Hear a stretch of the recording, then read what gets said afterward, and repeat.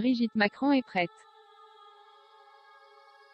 À un peu plus d'une semaine du deuxième tour de l'élection présidentielle, la première dame a accordé un rare entretien à l'AFP.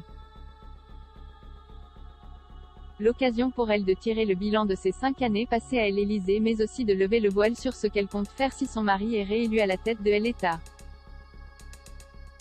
Heureuse d'avoir réussi à agir pour des causes qui lui tiennent à cœur, Brigitte Macron aimerait faire plus pour lutter contre le harcèlement scolaire et l'addiction des jeunes aux écrans, qui font d'immenses dégâts.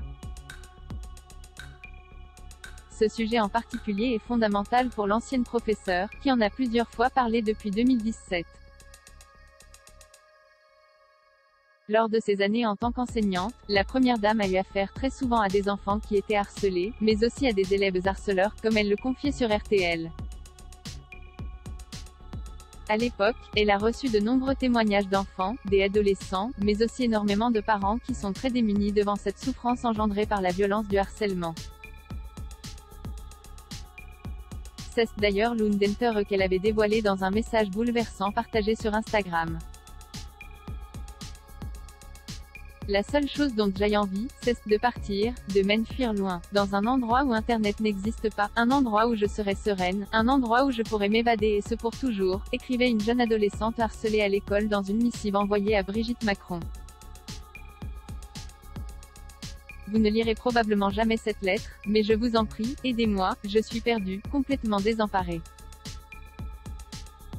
La première dame, qui essaye d'être la porte-parole de ceux que l'on n'entend pas, veut agir pour aider les élèves qui souffrent au quotidien.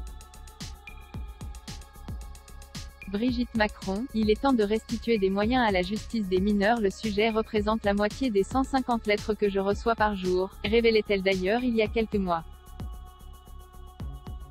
Il est temps de restituer des moyens à la justice des mineurs.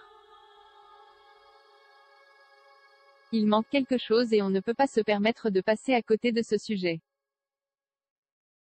Qu'est ce qu'il faut pour leur donner une chance, pour ne pas briser leur vie? Ce fléau qui touche beaucoup d'enfants, elle compte donc s'en emparer encore davantage si Emmanuel Macron est réélu le 24 avril prochain. Mais pas question pour la première dame de peser dans sa politique.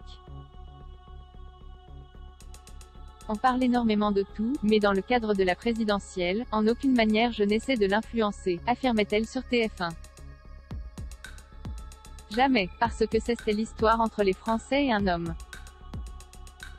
Brigitte Macron aura-t-elle l'occasion de continuer à travailler contre le harcèlement scolaire ?